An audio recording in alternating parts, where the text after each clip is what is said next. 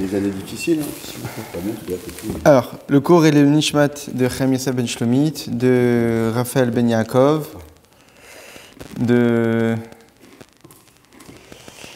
Le Nishmat... Eliaou ben Shelbia. Eliaou ben Shelbia. C'est Ethan ben Raphaël. Eliaou Nishmat. Et Shmuel ben Sassia. Shmuel ben Sassia. Shlomo ben Sassia. Shlomo ben Sassia. Raphaël ben Yaakov. Yaakov. Eliaou ben Sultana. Eliaou ben Sultana. Yaakov Gedge. Yaakov Gedge. Shmuel Chou... je dis. C'est tout.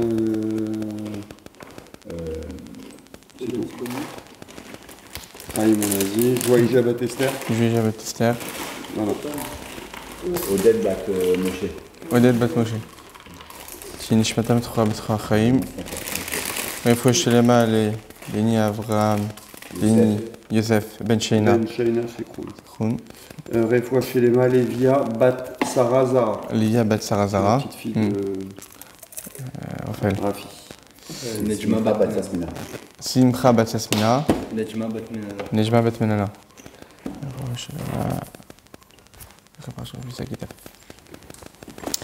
Alors, on va étudier ensemble ce soir. C'est un petit sujet de la paracha. On est donc paracha de Balotecha. On va étudier ensemble une sikha du Rabbi qu'il a dit en 88. C'est une sikha où le Rabbi s'arrête sur le premier Rashi de la paracha.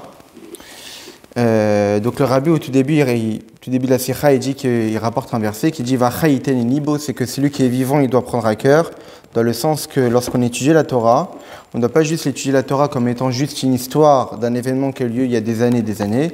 On doit vraiment vivre avec la Torah et de se dire que lorsqu'on vit avec une paracha de la semaine, c'est que la paracha doit nous délivrer des enseignements dans notre pratique de Torah et Mitzvot, dans notre quotidien. En particulier lorsqu'on est à quelques semaines de la fête de Shavuot et que Be'alotecha, c'est une paracha qui souvent est à proximité de la fête de Shavuot. Donc le message qu'on peut apprendre de cette paracha, c'est un message qui est global, au même titre que la fête de Shavuot, qui est la fête du don de la Torah, qui est un événement global.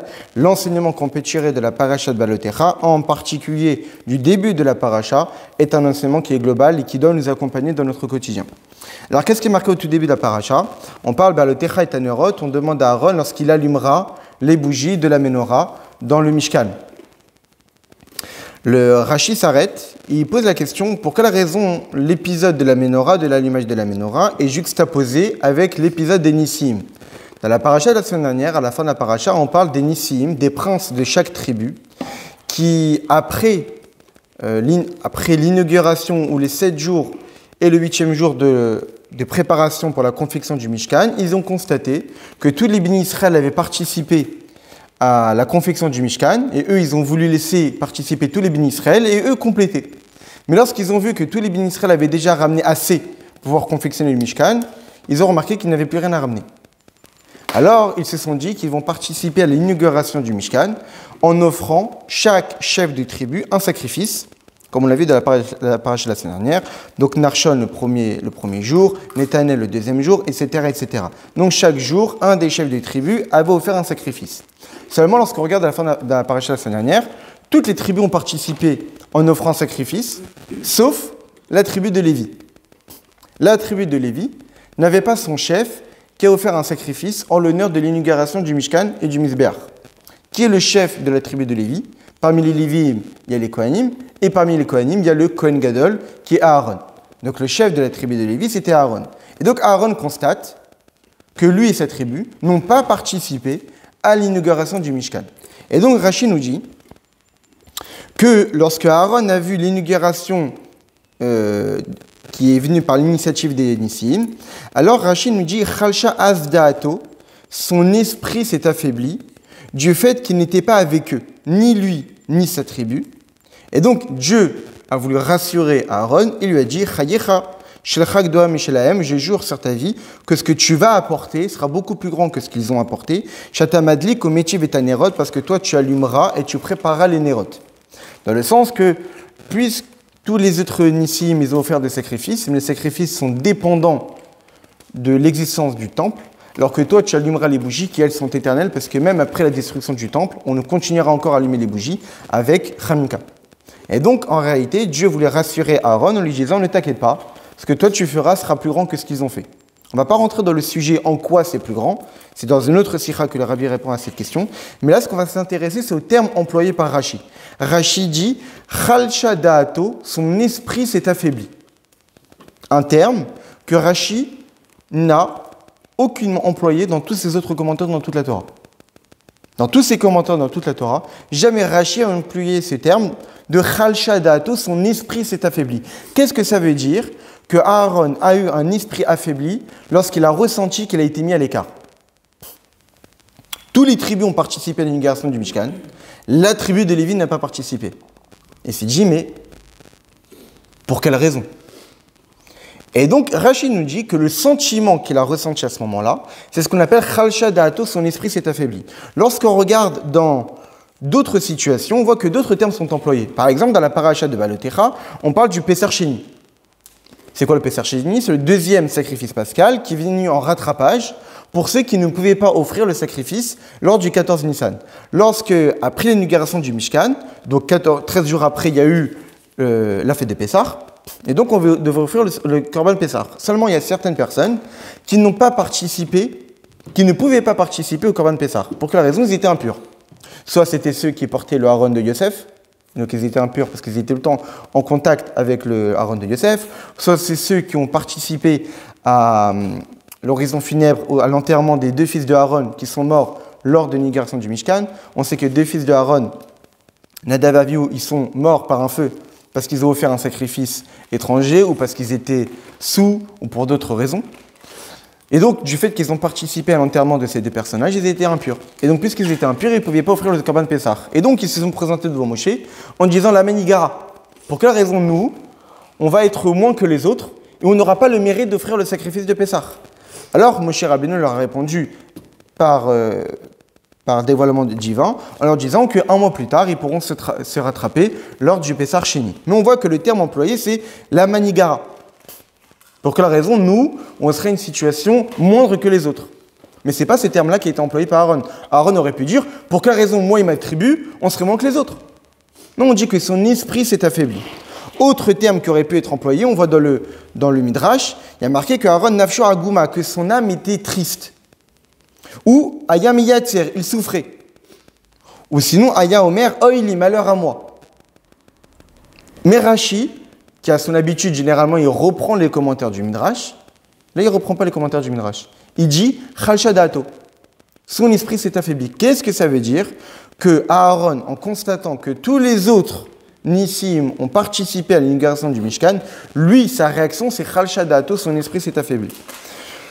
Surtout qu'en réalité, c'est quand même un enseignement pour nous, c'est que souvent dans notre vie, on peut voir qu'on est parfois mis à l'écart. On voit que plein de personnes participent à un certain événement, surtout que c'est un événement qui est positif, un événement qui est spirituellement grand, on parle de l'inauguration du Mishkan, et on aurait bien voulu participer avec eux, mais les choses ont fait qu'on ne participe pas. Et la Torah nous dit que Aaron, la réaction qu'il a eue, c'est Chalcha da'ato. Son esprit s'est affaibli. Si Aaron a eu cette réaction-là, et que Rashi a eu besoin de le préciser, c'est que cette réaction-là est source d'enseignement pour nous. C'est que peut-être, à l'image d'Aaron, nous aussi, lorsqu'il nous arrive des situations où on a l'impression qu'on est mis à l'écart et qu'on ne participe pas avec tout le monde dans une situation qu'on aurait bien voulu participer, surtout dans le domaine du spirituel de Torah et Mitzvot, eh bien la réaction qu'on est censé avoir, c'est Chalcha da'ato, au même titre qu'Aaron, son esprit s'est affaibli. Nous aussi, on doit être capable d'avoir Chalcha da'ato, notre esprit s'est affaibli. Maintenant, reste à comprendre quelle est la définition de Chalcha da'ato, avoir un esprit affaibli. Alors le Rabbi nous explique d'abord le terme de da'at. Da'at, c'est-à-dire l'esprit, le savoir. Le savoir de l'homme, à quoi il sert? L'homme doit utiliser son savoir. La raison fondamentale pour laquelle on doit utiliser notre savoir, c'est notre place sur Terre. Pour quelle raison on existe? Quel est le but de notre existence? Là, à quoi sert notre esprit? On doit arriver, chaque juif, chaque être humain, en particulier chaque juif, doit réfléchir à la mission de sa vie, au but pour lequel il existe. Et c'est ça, à quoi sert notre tête. Notre tête sert à réfléchir et à comprendre le pourquoi de notre existence. On doit approfondir notre esprit dans tout ce qui concerne l'accomplissement de la raison de notre existence. et arriver à accomplir cette mission-là à 100%. En ce qui nous concerne, l'esprit de Aaron donc, devait être orienté sur la raison de son existence. Quelle est la raison de l'existence de Aaron? Les Chanouli, servir Dieu en tant que Kohen. C'est faire le sacerdoce, faire le service divin dans le Mishkan. C'est ça toute la vie de Aaron. Toute la vie d'Aaron consiste à être choisi parmi le peuple pour être le représentant du peuple, l'être suprême, le Kohen Gadol, l'homme le plus saint du peuple, et servir Dieu dans le Mishkan, dans le tabernacle.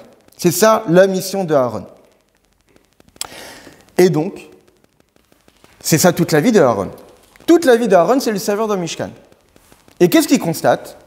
Il constate qu'il y a un épisode, un événement du service du Mishkan où il n'est pas concerné. Et donc il voit que les Nissim participent à l'inauguration du Mishkan, tous les princes de toutes les tribus offrent des sacrifices pour l'inauguration, lui et sa tribu ne participent pas. Et donc il se dit, Chalcha Dato, son esprit s'est affaibli. Toute ma vie c'est le Mishkan, toute ma vie c'est servir Dieu dans le Mishkan, toute ma vie c'est offrir les sacrifices. C'est moi qui est la personne principale pour travailler dans le Mishkan. Et là qu'est-ce qui se passe? Pour un événement extraordinaire, l'inauguration du Mishkan, un événement d'une grande élévation spirituelle, il ne participe pas. Et là, son esprit s'est affaibli dans le sens qu'il a l'impression que son esprit qui était censé être utilisé pour quelque chose, il n'a pas été utilisé. Et lorsque notre corps, notre esprit, nos capacités sont censées être utilisées pour un certain but et ne sont pas utilisées, elles sont affaiblies. Comme quelqu'un qu'au fur et à mesure qu'il n'utilise pas son cerveau, ses capacités intellectuelles s'affaiblissent. Quelqu'un qui fait du sport, mais qu'à un moment donné, il arrête de faire du sport, ses muscles s'affaiblissent, son corps s'affaiblit. Eh bien, c'est exactement pareil dans l'esprit. Aaron, toute sa vie, c'est servir Dieu dans le temple. Mais il voit que malgré tout ce qu'il fait, il fait tout le reste dans le Mishkan. Mais il y a une seule chose qu'il n'a pas fait. On pourrait se dire, c'est pas grave, ça va, tu fais tout le reste. Aaron, il fait tout. Il fait tout dans le Mishkan. Non seulement il fait tout, il fait même des choses qu'il n'y a que lui qui est capable de faire. Rentrer dans le Kodesh Kodashim, dans le Saint des Saints. On pourrait se dire, c'est bon. Tu as déjà le Saint des Saints qui est réservé rien que pour toi. Tu es le Kohen Gadol. Le Mishkan, il est, entre guillemets, entièrement servi grâce à toi. Mais il y a une seule chose que tu ne fais pas, qui est inaugurer le Mishkan, au travers des sacrifices comme toutes les autres tribus. Réaction d'Aaron, Chalchadato, son esprit s'est affaibli parce que son esprit n'a pas été utilisé complètement. Il se dit que normalement je devrais participer parce que ça concerne le Mishkan. Toute ma vie c'est le Mishkan. Et malgré que toute ma vie est vouée pour le Mishkan, dans ce domaine-là je ne participe pas. Si dans ce domaine-là je ne participe pas, je devrais me sentir pas bien. Mon esprit est affaibli. Et je ne suis pas capable d'utiliser mon esprit dans ce cas-là. Et donc, il y a un problème. Si on rentre dans les détails, le rabbi nous dit que Aaron n'a pas été associé, ni lui, ni sa tribu. Il savait très bien que parmi tous les bénis Israël, lui et sa tribu ont été choisis pour servir Dieu dans le temple. Tout le service du Mishkan était fait justement par Aaron et par ses descendants, par le biais des Lévim qui participent eux aussi au travail dans le temple. Mais l'inauguration du Mishkan, les Nissim ont participé, mais lui, Aaron, n'a pas participé. Alors que même dans l'inauguration du Mishkan, les Nissim ont offert des sacrifices. Mais qui ont offert les sacrifices sur le Mizbeach? Ce n'est pas les Nissim, c'est Aaron lui-même.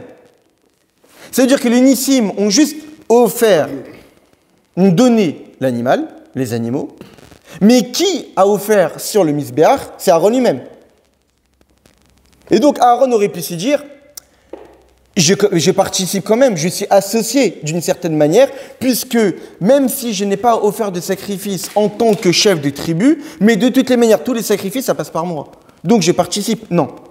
Je n'ai participé que dans mon rôle habituel, en tant que Aaron. Mais je n'ai pas participé en tant que chef de tribu qui participe à l'inauguration du Mishkan. Donc vu que je n'ai pas participé à ce nouvel événement, donc je n'ai pas de part dans l'inauguration, même si c'est par moi que passe l'offrande des sacrifices, Aaron ne s'est pas senti bien. Chalcha Da'ato, son esprit s'est affaibli parce qu'il se dit que toute ma vie c'est le Mishkan, et donc je suis censé participer dans chaque acte, dans chaque événement du Mishkan, là, je n'ai pas participé, Khalcha Dato, son esprit s'est affaibli. Même s'il a participé de par son rôle de Aaron, mais du fait qu'il n'a pas participé en tant que nouveau rôle, en tant que chef de tribu, au même titre que tous les autres, alors Khalcha Dato, son esprit s'est affaibli. Et le rabbi de rajouter, il dit, peut-être qu'on pourrait se dire qu'il ne s'est senti pas bien, parce qu'il y avait une raison pour laquelle il n'a pas participé. Dans le Midrash, on raconte que Aaron s'est dit que peut-être c'est à cause de moi que la tribu de Lévi n'a pas été acceptée pour inaugurer le Mishkan. Pourquoi? Parce que Aaron s'est dit j'ai une part dans la faute du Vaudor. On sait que dans la faute du Vaudor, Aaron a participé. C'est lui qui a donné l'idée de ramasser de l'or, etc. pour confectionner, que Dieu nous a préservé, une idole. Aaron, il s'en voulait toujours pour ça. Et donc dans le Midrash, on nous dit que peut-être, lorsqu'il a vu qu'il n'a pas participé, lui et sa tribu, à l'inauguration du Mishkan en offrant un sacrifice pour l'inauguration, il s'est dit que peut-être c'était de sa faute. Que du fait qu'il avait une part dans la faute du Hegel, du Vaudor, eh bien c'est pour cette raison que lui et sa tribu ont été mis à l'écart. Au même titre que lors de l'inauguration du Mishkan, Aaron ne s'est pas senti apte, capable, à avoir ce rôle de Kohen Gadol et d'être à l'origine de toutes les offrandes qui vont permettre à la Shrina, à Dieu de résider parmi le peuple. Mais dans les mots de Rashi, on ne voit pas du tout ça. Dans les mots de Rashi, on voit que Rashi il dit seulement que Khalcha Da'ato, son esprit s'est affaibli parce qu'il n'a pas participé. Si toute la raison pour laquelle il n'a pas participé, c'est parce qu'il se sentait responsable de ça, parce qu'il s'est senti qu'il avait un manque, parce qu'il s'est senti que du fait de sa participation dans la faute du Hegel, il ne méritait pas de participer à l'inauguration du Mishkan, normalement Rashi aurait dû le préciser. Rashi ne précise pas ça. Rashi juste précise que son esprit s'est affaibli. Et Rashi de préciser lui et sa tribu. Quelle est la tribu de Aaron? La tribu de Lévi. Or, la tribu de Lévi, c'est la seule qui n'a pas participé à la faute du Vaudor. Donc, si Rashi voulait dire que Aaron n'a pas participé à l'inauguration du Mishkan parce que peut-être il avait une part dans la faute du Vaudor, il aurait pu dire il s'est senti mal parce qu'il a fait la faute du Vaudor. Point. Mais la Rashi, même pas, il ne précise pas. Mais il dit que lui et sa tribu n'ont pas participé. Mais quel rapport sa tribu? Cette tribu n'a aucune part de la faute du Vaudor. La seule tribu qui n'a pas participé à la faute du Vaudor, c'est la tribu de Lévi. Donc celle qui était pure et intacte de la faute du Vaudor, c'est la tribu de Lévi. Et surtout que, quand est-ce que Aaron a constaté qu'il n'a pas participé à l'inauguration? Après les 12 jours. Le premier jour, la tribu de Yehuda. Le deuxième jour, la tribu de Issachar, etc., etc. Donc là, il se dit, peut-être je vais participer, peut-être je ne vais pas participer. Au bout de 12 jours, où les 12 tribus ont offert, il n'a pas participé. C'est là où il s'est senti mal. Mais donc déjà, depuis le début, il a servi en tant que Kohen Gadol. Et donc quand, depuis le début, il s'est dit que peut-être il ne mérite pas d'être choisi par Dieu, il a déjà été choisi par Dieu. Et ses actes ont permis de faire résider Dieu dans le Mishkan. Donc il a déjà constaté que Dieu l'a choisi. Il a déjà constaté que Dieu, malgré la faute du Vaudor, il a quand même choisi. Et non seulement ça, même les commentateurs disent que c'est justement grâce au fait qu'il a participé à la faute du Vaudor qu'il a été choisi. C'est fou. Pourquoi? Parce que quelle a été la raison pour laquelle Aaron a participé? Il s'est dit mieux vaut que c'est moi qui prenne tout sur ma tête la punition de la faute du Vaudor que le peuple. Comme Aaron a préféré être l'unique responsable du Vaudor et pas le peuple, Dieu s'est dit, il n'y a que toi qui peux être le Kohen Gadol. Parce que tu es capable de prendre tout sur toi. Comme le Kohen Gadol qui prend la faute de tout le peuple pour le faire pardonner le jour de Yom Kippour. Donc non seulement la faute du Vaudor n'est pas un argument pour empêcher Aaron de devenir Kohen Gadol ou l'empêcher d'inaugurer le temple, mais c'est une raison, c'est une justification pour le pousser à l'être. Et le fait même que Rashi ne précise pas n'est pas une raison. Donc, la seule réaction que Aaron a eue, c'est qu'il s'est dit, pourquoi je ne participe pas? Il n'y a pas de raison à ça, mais le fait qu'il a vu qu'il n'a pas participé, ça fait en sorte que son esprit s'est affaibli. Pas parce qu'il a ressenti un manque, qu'il s'est dit que, mince, malheureusement, j'ai fait des erreurs, et à cause de ça, je ne mérite pas. Non, il n'y avait même pas d'erreurs qui ont été à l'origine de ça. Il n'a pas participé, il aura une contrepartie, dans le sens qu'il allumera la menorah, mais pour autant, lorsqu'il a vu qu'il n'a pas participé, Khalcha Da'ato, son esprit s'est affaibli. C'est là l'exemple. On peut comparer ça aussi, comme on l'a parlé tout à l'heure, à un autre épisode de notre paracha. Dans la paracha, on parle de Pessar Sheni. Je rappelle, Pessar Sheni, c'est le fameux rattrapage où ceux qui n'ont pas pu offrir le sacrifice de Pessar lorsqu'il le fallait.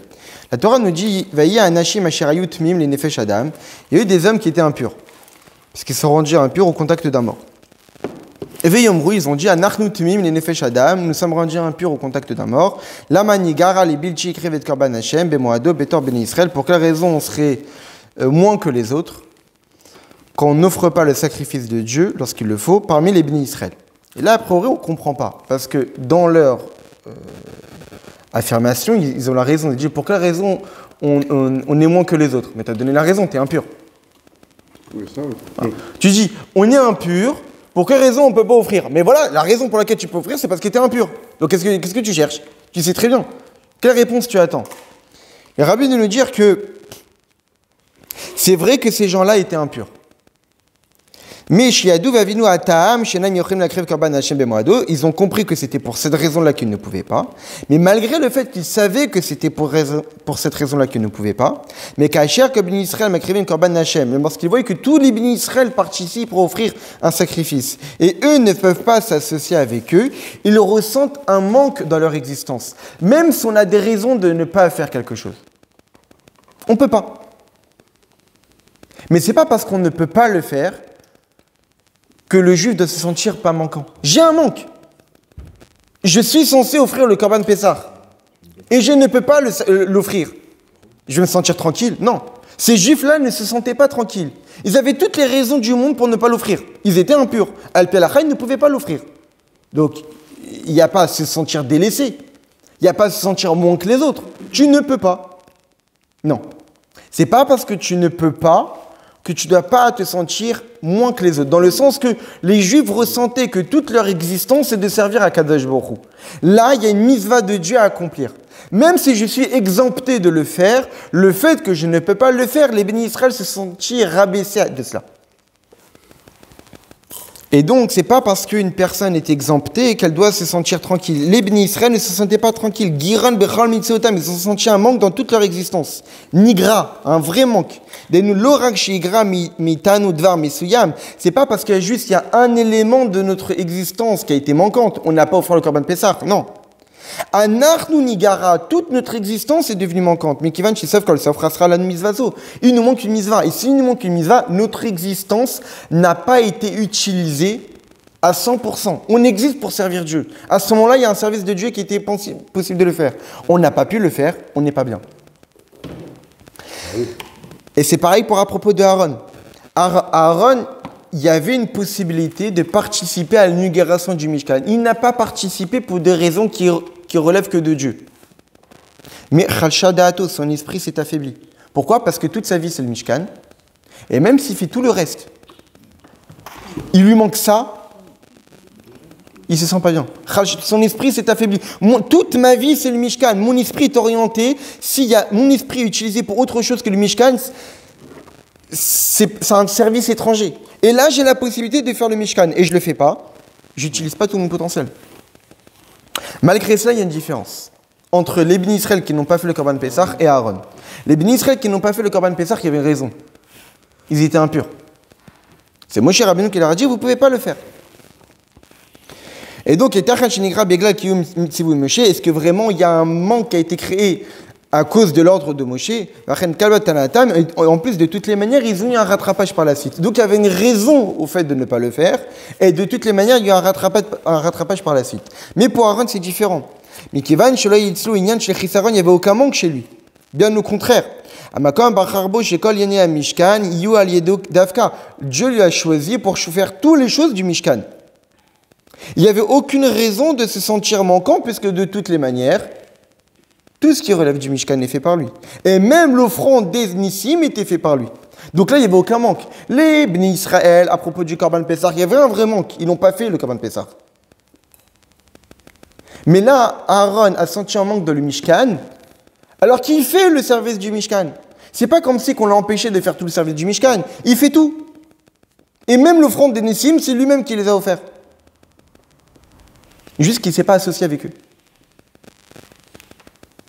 Rien que pour ça, Aaron a senti que son esprit était affaibli.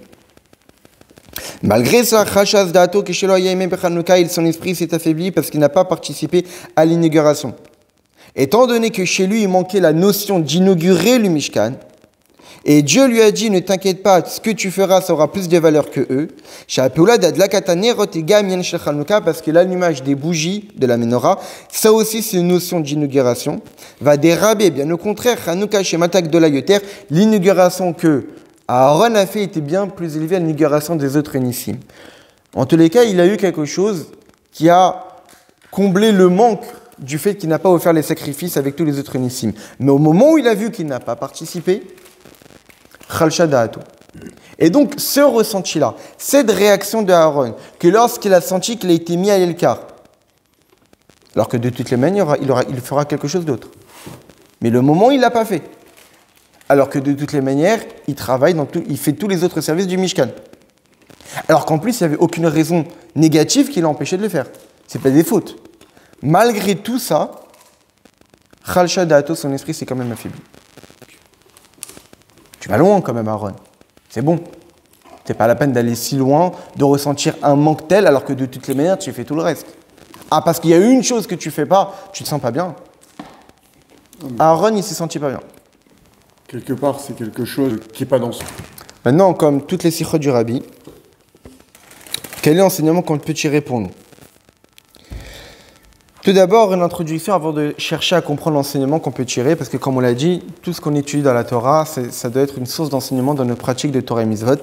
Et là, l'enseignement qu'on va tirer est un enseignement très fort, très puissant, surtout pour notre génération, qui est la dernière génération avant la venue du Mashiach. Aaron, on pourrait se dire que c'est un personnage unique dans notre peuple, c'est le Kohen Gadol. Sauf que lorsque Dieu nous a donné la Torah, il nous a défini comme étant Mamlechet Kohanim, une dynastie de Kohanim. Nous sommes tous appelés des Kohanim. Et le Balatourim sur place de préciser que non seulement nous sommes tous des Kohanim, mais nous sommes tous comme des Kohanim Gdolim. Nous sommes tous comme des grands prêtres, comme Aaron. Dans notre service de Dieu, dans ce que Dieu attend de nous, nous sommes tous comme des Kohanim Gdolim. Comme le dit le Rambam à la fin des lois de Shemitah Yovel, le Rambam il dit Lo shevet Levi bilvad, pas seulement la tribu de Lévi, et la kol ish ve ish, mais tout homme. Asher nadva rucho oto vevino mado lebadel amod lifnei Hashem lesharto lavdo, arezin itkadesh kodesh kodashim. Mais toute personne qui ressent une générosité du cœur, avec compréhension, de volonté de se séparer, de se sanctifier devant Dieu et de servir Dieu, alors ces juifs-là peut être considéré comme un Lévi. La tribu de Lévi, c'est une tribu à part entière, où n'importe qui peut décider d'être comme un Lévi. Pas un Lévi d'un point de vue du corps, dans le sens de monter en tant que Lévi, ou servir en tant que Lévi dans le temple, mais dans l'esprit, dans le service de Dieu. Chaque juif qui a une volonté de servir Dieu, en étudiant la Torah, en pratiquant les mitzvot, il est comme un Lévi dans le temple. C'est une tribu à part entière, on peut tous se sentir concernés par elle. Et donc, lorsqu'on voit la réaction que Aaron a eue, on doit se dire que nous aussi, c'est une réaction qu'on est censé avoir. Et si on même rentre dans les détails, pas seulement d'un point de vue global, mais Aaron était celui dont toute sa vie était vouée au Mishkan. Mais chaque juif aussi, toute sa vie est vouée au Mishkan. Parce que lorsque Dieu nous a ordonné de confectionner le Mishkan, ce qu'il a dit, va sur le Mikdash, faites-moi un sanctuaire et je résiderai parmi vous. On connaît l'explication que nous donne les Chachamim dans le Midrash. Pourquoi marquer je résiderai parmi vous et non pas à l'intérieur de lui? Faites-moi un sanctuaire et je résiderai à l'intérieur. Non, je résiderai parmi vous. Parce que chaque juif est un petit sanctuaire. Dans le sens que nous aussi, nous sommes le Kohen Gadol de notre petit sanctuaire où toute notre vie est vouée à servir Dieu pour faire résider Dieu dans notre vie et dans le monde. Donc nous aussi, nous sommes des Aaron HaKohen. Et nous aussi, toute notre date, tout notre esprit est censé être utilisé et orienté pour faire résider Akadosh Baruch Hu dans le monde et dans notre corps, dans notre vie.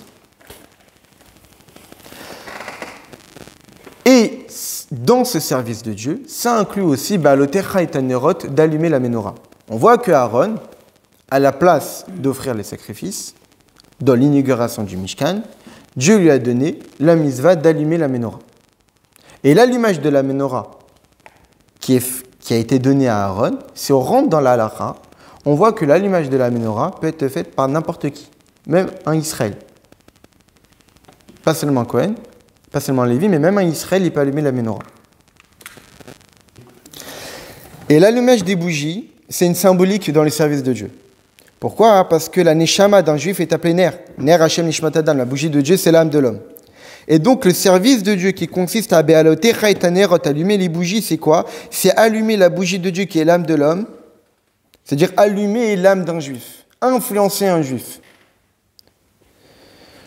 La Adlik et Ner Hashem Nishmat Adam, allumer la bougie de Dieu qui est l'âme de l'homme. Comment on l'allume ? Par Ner Mitzvah et Torah, en lui demandant, en lui poussant, en l'influençant à pratiquer les mitzvot et étudier la Torah.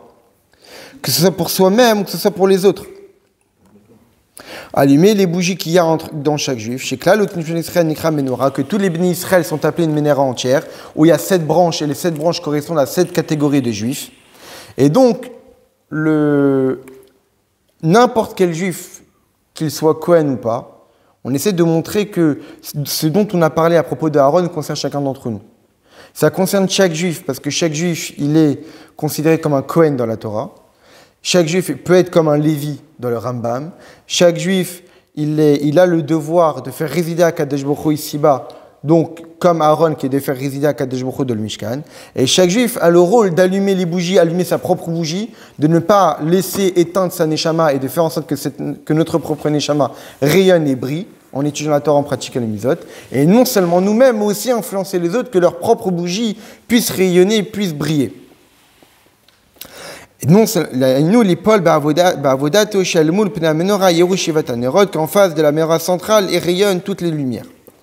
Donc ça, c'est d'un point de vue global, c'est qu'un juif est censé faire, et qu'on a un rôle au même titre que Aaron à Cohen de servir à Kadosh Baruch Hu. Maintenant, quel est le lien avec l'enseignement qu'on a dit à propos de Aaron, que lorsqu'il a vu que les Nissim, ils ont offert les sacrifices, et donc quel enseignement on peut tirer ?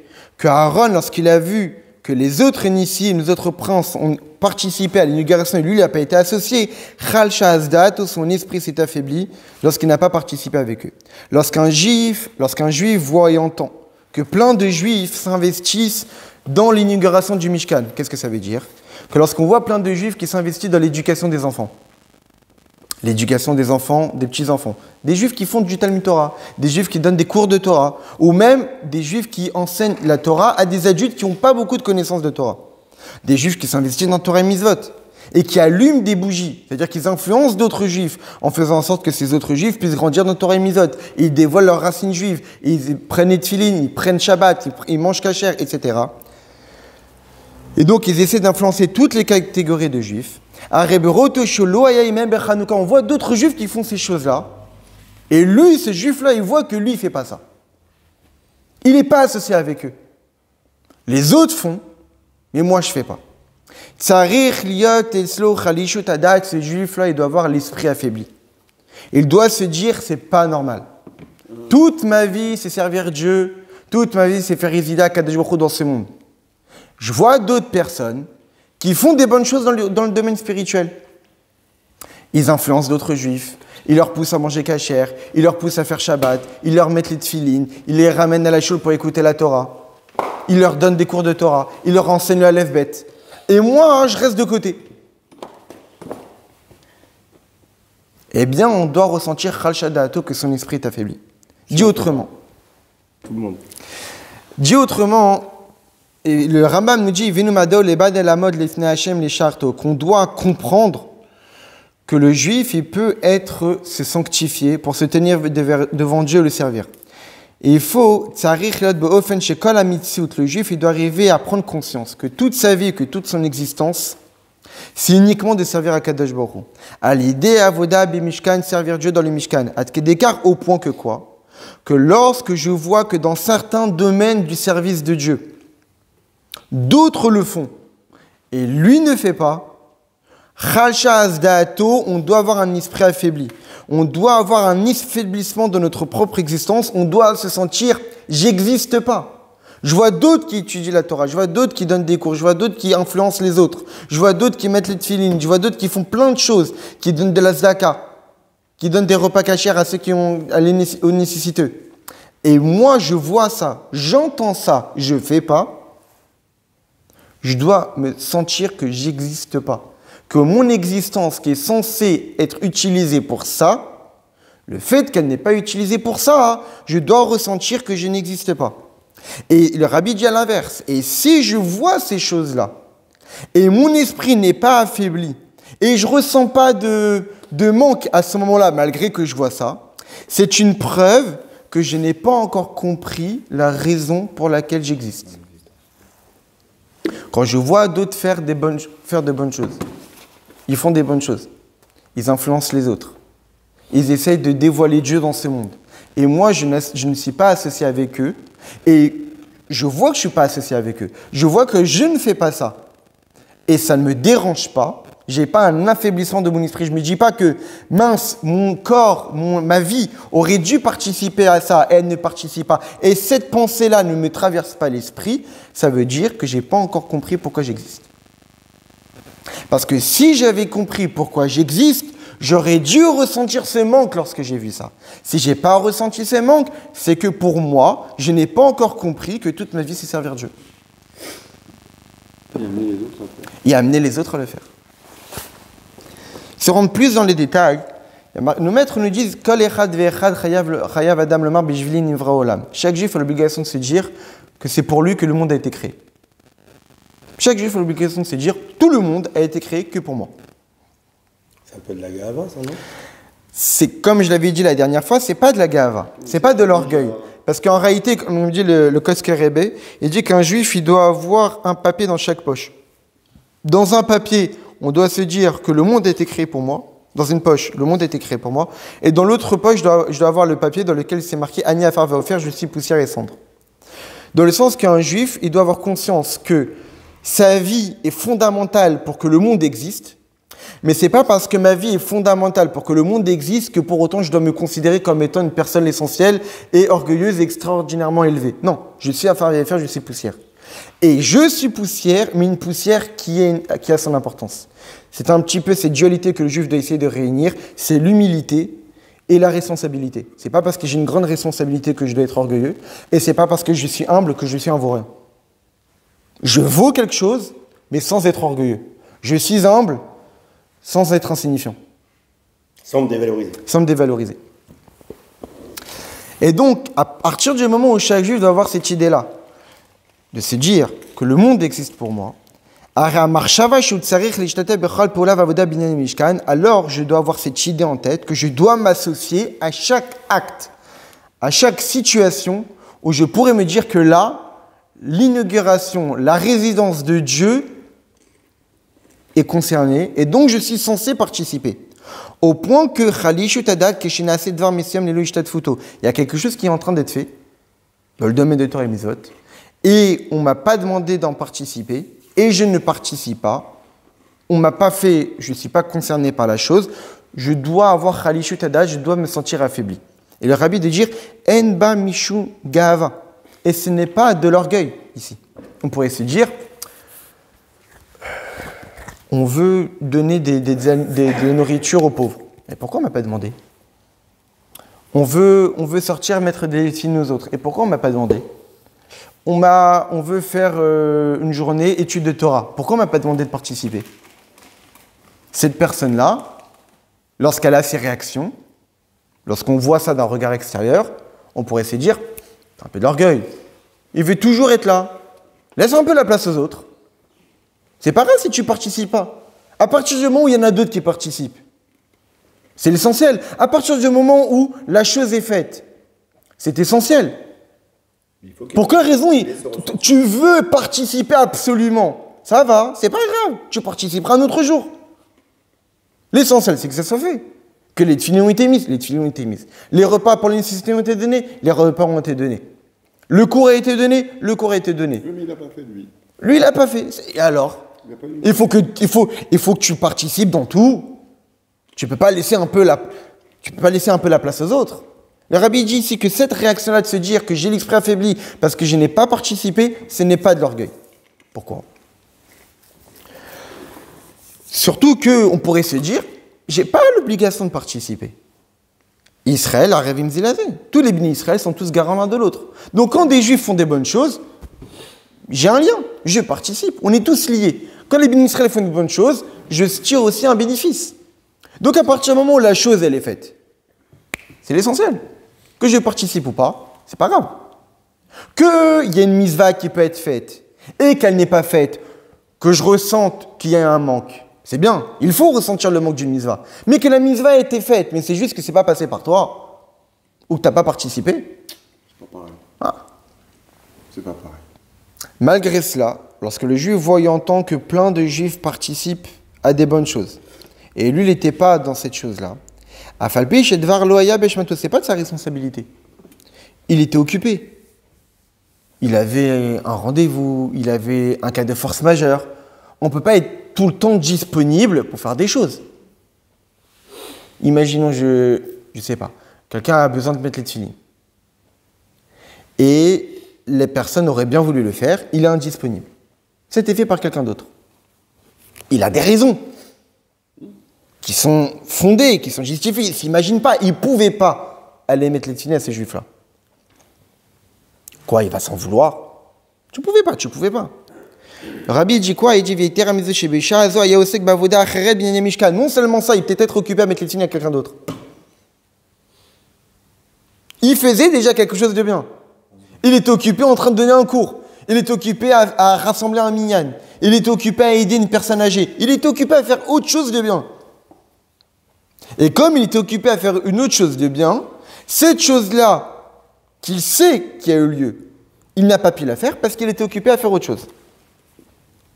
Mais comme étant donné que tout notre esprit n'a pas été utilisé pour toutes les choses qui concernent la résidence de Dieu,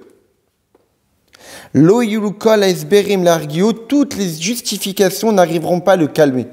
Pourquoi? Parce qu'il sait que son existence entière n'a pas été utilisée pour le Mishkan, pour faire résider à Kadosh Baruch Hu. Le fait que quelque chose qui relève de la résidence de Dieu, lui n'en a pas participé pour quelque raison que ce soit, même si ce sont des raisons fondées, justifiées, ça doit lui provoquer chez lui un affaiblissement de l'esprit. Alors que j'ai tout l'esprit. Le fait de me dire, mais mince, j'ai pas pu faire ça en plus, alors que j'étais en train de faire quelque chose d'autre qui était aussi positif, je dois avoir Khalishut Adat. Et donc, a priori, on a l'impression que ce sentiment de Khalishut Adat, que ce sentiment d'avoir un affaiblissement d'esprit, c'est quelque chose de positif à avoir. Le Rabbi va encore plus loin, il rentre dans les détails, il dit ça, il y a une grande différence entre Aaron, sa situation, et nous, pour faire venir Mashiach. Quelle différence? Que nous dit Rashi? Rashi est extrêmement précis dans son commentaire. Et le Rabbi, dans plusieurs de ses sikhot, il est très pointueux dans chaque mot que Rashi emploie, même chaque lettre. Que dit Rashi? À ce moment-là, son esprit s'est affaibli. Quand est-ce que l'esprit de Aaron s'est affaibli? Après les 12 jours, où il a vu que les 12 tribus ont participé, on ne lui a pas demandé de participer. Là, à ce moment-là, quand c'était fini,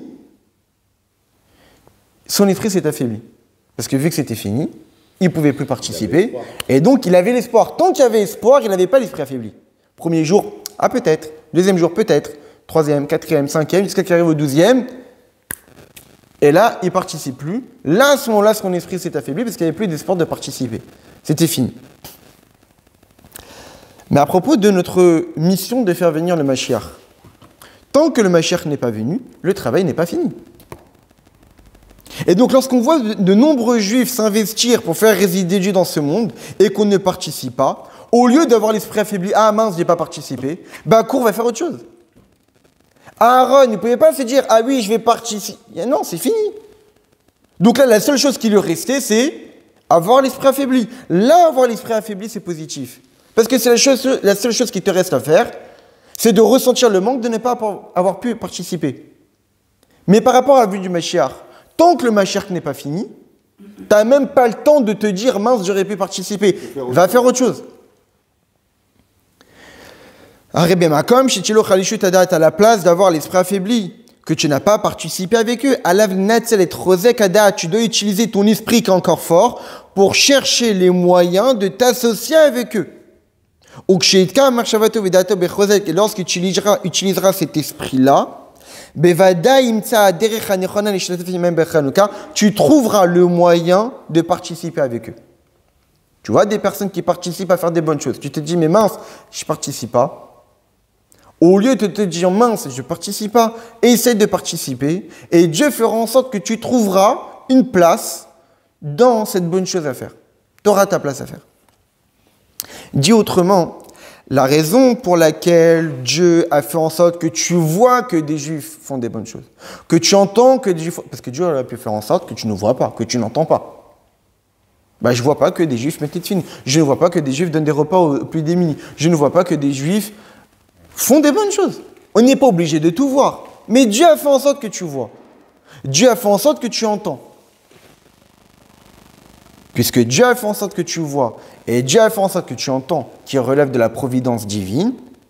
Quoi, la providence divine, elle a fait tout ça pour juste que tu te dises « Mince, j'ai pas fait ». Non. La providence divine a fait que tu vois tout ça, que tu entends tout ça, pour que tu tires en enseignement de prendre l'exemple. Eux, ils ont fait, moi aussi, je vais faire.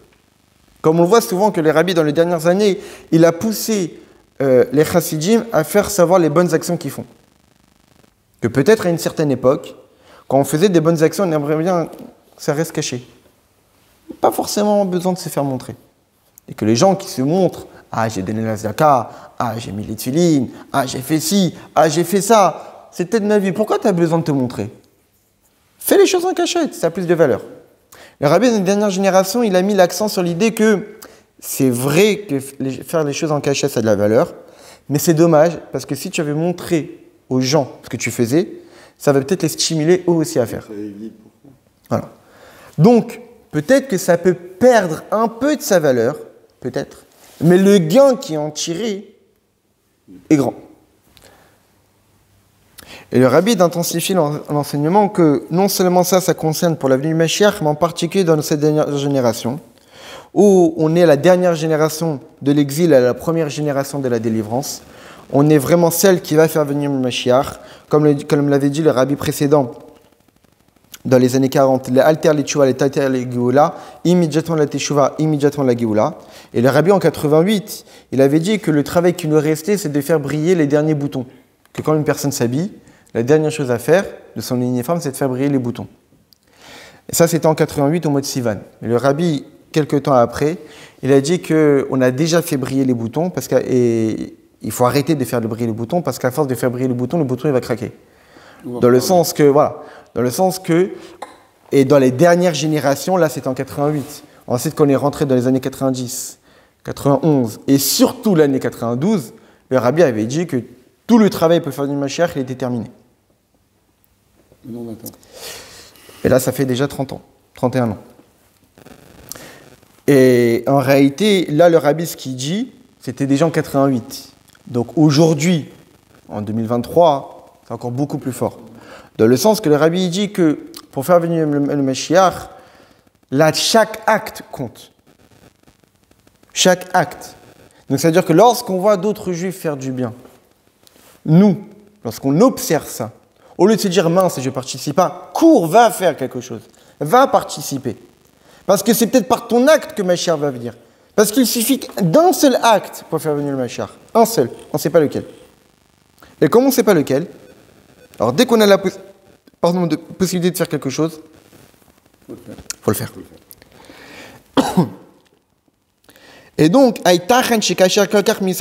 comment c'est possible qu'on voit de nombreux juifs qui font résider Dieu dans ce monde, qui préparent l'inauguration du 3e Beth Amikdash? Parce que c'est de ça dont on parle. Aaron, il a vu l'inauguration du Mishkan. Mais nous, on voit des juifs qui participent à l'inauguration du 3e Beth Amikdash. Parce que lorsque les juifs étudient la Torah, lorsque les juifs donnent des cours, lorsque les juifs mettent les tefilines, lorsque les juifs poussent les autres à faire Shabbat, à manger kasher, c'est l'inauguration du 3e Beth Amikdash. Et on voit des juifs participer à l'inauguration du 3e Beth Amikdash, et nous, on ne participe pas. On va juste se suffire d'avoir Chalcha Da'ato, d'avoir l'esprit affaibli. Aaron, lui, il pouvait avoir l'esprit affaibli, parce qu'il n'y avait plus rien d'autre à faire. Mais nous, il y a des choses à faire. Et chaque acte peut être le dernier. Donc quand on a la possibilité de participer, il faut courir participer. Et comme on l'a dit, tant que le Mashiach n'est pas encore arrivé, il n'y a pas la place à affaiblir son esprit, il y a la place à utiliser son esprit fort. Le Rabbi continue la sikha et dit que on peut le voir ça aussi dans le deuxième commentaire de Rashi. Rashi, juste après avoir dit qu'il a, pour quelle raison on a juxtaposé la paracha de Nassau, l'inauguration du Mishkan avec les Nissim, avec l'allumage de la menorah de Aaron, Rashi de rajouter, il s'attarde sur le terme de Be'alotecha, en faisant monter. Be'alotecha est un nérot, en faisant monter les nérotes. Rashi rapporte deux commentaires. Premier commentaire, pour quelle raison Be'alotecha est un nérot parce que tu feras monter les bougies. Rashi il dit qu'il faut allumer les bougies jusqu'à qu'elles puissent rester allumées d'elles-mêmes. Qu'on n'a pas besoin de continuer à l'allumer. On reste, on l'allume, jusqu'à qu'on sente que la flamme a bien pris, et là on lâche, comme ça elle reste allumée d'elle-même. C'est ça, Be'alotecha, lorsque tu feras monter la flamme d'elle-même. Deuxième commentaire de Rashi, qui rapporte au nom de nos maîtres, qui dit qu'aurait été Be'alotecha, lorsque tu feras monter, c'est pour nous dire que devant la menorah, il y avait des petites marches, des petits escaliers, où Aaron montait dessus pour allumer la menorah. Et que Aaron devait monter sur les escaliers pour préparer la menorah. Et là, le rabbi pose plusieurs questions. La première question que pose le rabbi, c'est pourquoi Rashi ne s'est pas suffi d'un commentaire. Dit tout simplement qu'Aaron, pour quelle raison on dit faire monter les bougies, dans le sens qu'on doit allumer pour que la flamme monte d'elle-même. Pourquoi avoir besoin de rajouter un deuxième commentaire, que c'est peut-être les marches? Quoi, le premier commentaire n'est pas suffisant? Et si le deuxième commentaire était suffisant, pourquoi avoir donné le premier? Et si le deuxième n'est pas suffisant, était suffisant, pourquoi ne pas l'avoir mis en premier? Donc pourquoi avoir mis deux commentaires? Et pourquoi le premier c'est celui-là et le deuxième ça serait l'autre? Et deuxième question du rabbi, pourquoi avoir dit que Aaron y monte les escaliers pour préparer la menorah? Pourquoi tu n'as pas dit pour allumer? Pourquoi préparer? Que vient faire ici la notion de préparation? Alors, l'explication que donne le rabbi, c'est quoi? C'est que Rashi ne pouvait pas se suffire du premier commentaire, parce que le premier commentaire, lorsqu'on dit que on allume la menorah de façon à ce que la flamme monte d'elle-même, quand la flamme monte d'elle-même, ce n'est pas l'acte d'Aaron, c'est le feu lui-même qui agit pour monter d'elle-même. Alors là, on parle de l'acte d'Aaron. C'est Aaron qui fait l'acte de monter. Mais puisque la flamme monte d'elle-même, donc ce n'est pas vraiment l'acte de Aaron qui fait monter la flamme. Il fait qu'allumer la mèche. Mais quand la flamme, elle monte, c'est d'elle-même. Mais Aléa, dit Rashi, c'est une flamme qui monte d'elle-même. Donc puisque ce n'est pas vraiment l'action de Aaron, donc ça ne rentre pas vraiment dans les mots où il y a marqué Be'alotecha, que c'est toi qui feras monter. Donc on avait besoin d'un autre commentaire où c'est Aaron qui monte les escaliers. Où là c'est vraiment Aaron qui monte. Mais ça ne rentre pas vraiment dans les mots du verset, le deuxième commentaire, parce que dans les mots du verset, Be'alotecha et Tanerot, tu feras monter les nérotes, c'est les nérotes qui montent. C'est pas Aaron qui monte. Donc le deuxième commentaire ne rentre pas vraiment dans les mots du verset, mais c'est plutôt le premier commentaire qui rentre dans les mots du verset, parce que c'est dans le premier commentaire où il fait monter la flamme, c'est bien la flamme qui monte, et non pas Aaron qui monte. Très bien.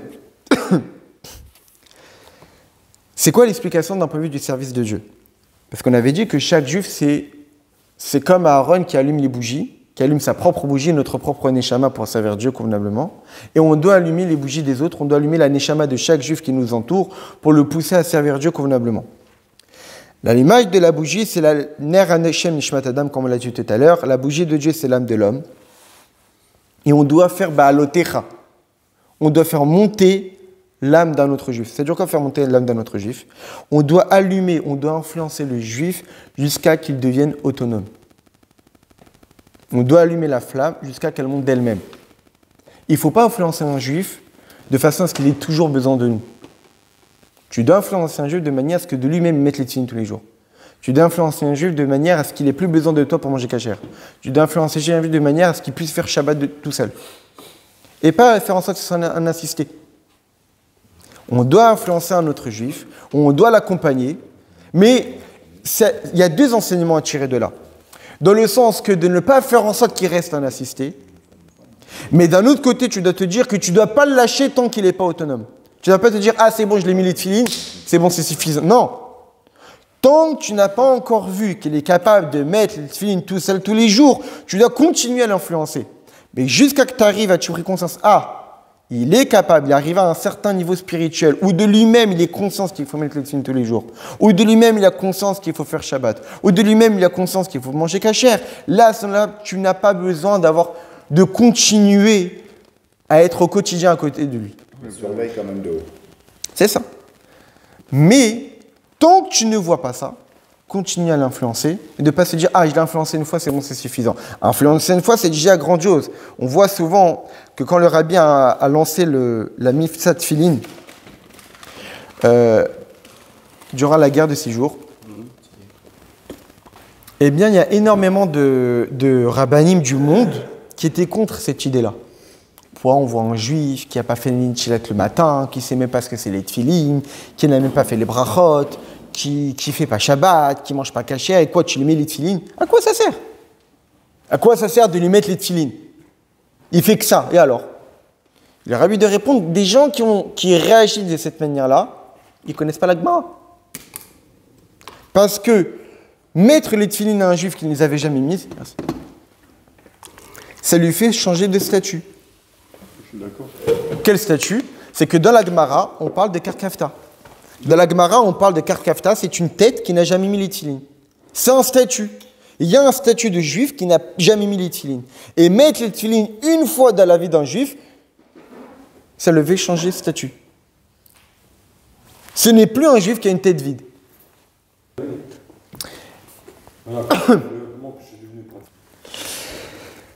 Et donc, c'est ça le premier enseignement qu'on peut tirer, c'est qu'il faut allumer la bougie d'un autre juif jusqu'à qu'il devienne autonome. À l'idée, Avodato, Bekoach Atzmo, il puisse continuer à servir Dieu de par ses propres capacités. Le deuxième enseignement, c'est quoi? C'est Aaron, il montait les escaliers devant la menorah et il se tenait debout pour la préparer. Que lorsqu'un juif s'investit pour allumer la neshama d'un autre juif, à plus forte raison que lorsqu'il influence une communauté, etc., de nombreux juifs, Azaï Oile Bemala, il monte des marches. Quand on influence les autres, on s'élève. Lorsque Aaron s'apprêtait à allumer la menorah, il montait des escaliers. Il ne faut pas se dire que lorsqu'on s'investit pour les autres, on se met de côté. Non. Lorsqu'on s'investit pour les autres, on s'élève nous-mêmes. Et non seulement on s'élève nous-mêmes, avant même d'allumer, on a déjà monté les escaliers. Non seulement avant même d'allumer, on a monté les escaliers, mais on a monté les escaliers juste pour préparer la menorah. Dans le sens que... Et donc, Aaron, il montait les escaliers avant même d'allumer la menorah, et non seulement avant même de l'allumer, avant même de la préparer. Dans le sens que lorsqu'un juif s'apprête à influencer un autre juif, il n'est même pas en train de l'influencer, juste il se prépare. Il est déjà en train de s'élever.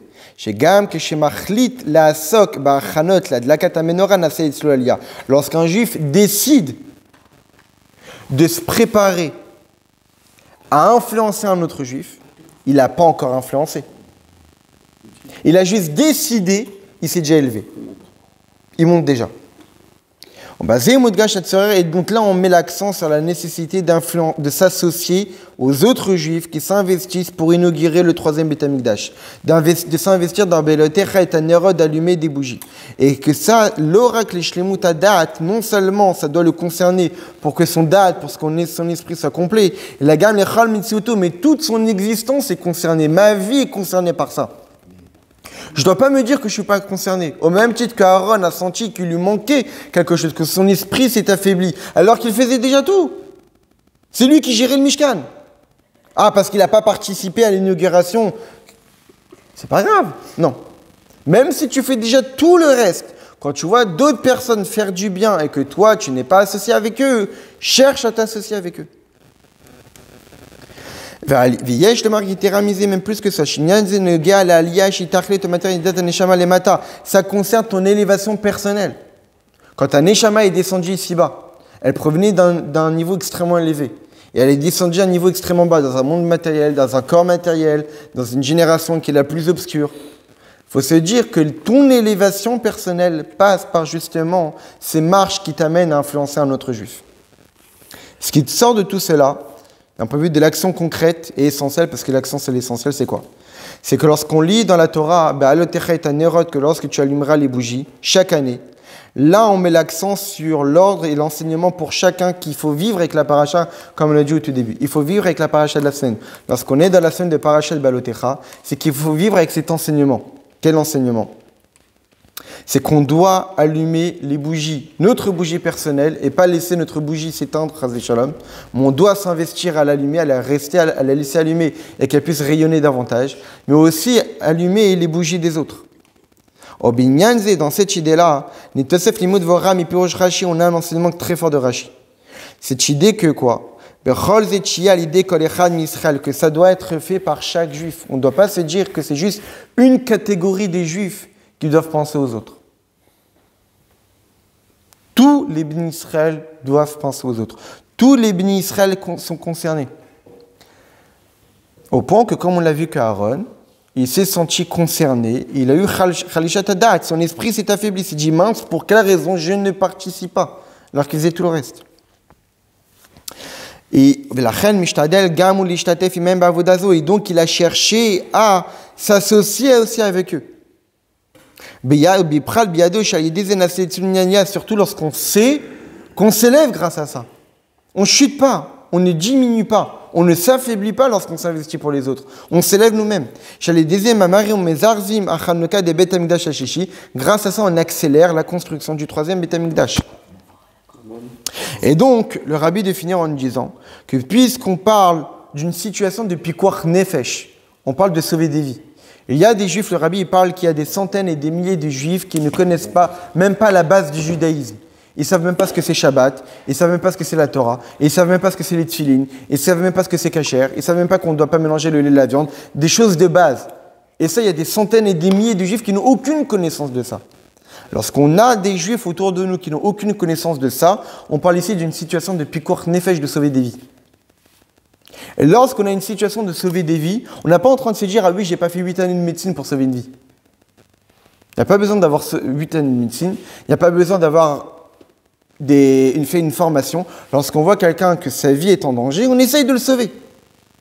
Lorsqu'on voit un juif qui n'est pas dans le Torah et Mitzvot, c'est une situation de pikuach nefesh.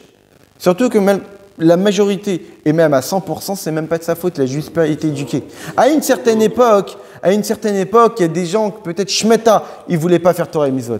Ils se rebellaient contre Dieu. Mais aujourd'hui, à 100%, c'est pas pour ça. Ils n'ont pas été éduqués, il y a eu l'assimilation, qui fait qu'ils n'ont pas ces connaissances-là. Et donc, lorsqu'on voit ces juifs-là, on doit justement aller les sauver, parce que c'est pikuach nefesh et sauver des vies, et il ne faut pas avoir une barbe et un chapeau pour sauver des vies. Chaque juif est concerné par ça. Et c'est ce que dit le rabbi. C'est une obligation pour chacun de s'investir dans la diffusion de Torah et du judaïsme à l'extérieur. Parce que chacun est concerné pour l'inauguration du troisième Beth Amikdash. Allez. Et pour cette inauguration du troisième Beth Amikdash, évidemment, il faut comprendre qu'on a tous les forces pour pouvoir le faire. Et le rabbi, il dit, il ne faut pas rentrer dans une démocratia, dans le sens qu'il ne faut pas rentrer dans la vie des gens. C'est l'ordre de la vie privée, on ne s'immisce pas dans la vie privée. Mais il n'y a pas de vie privée lorsqu'on parle de sauver des vies. Imaginons quelqu'un qui est en danger de mort.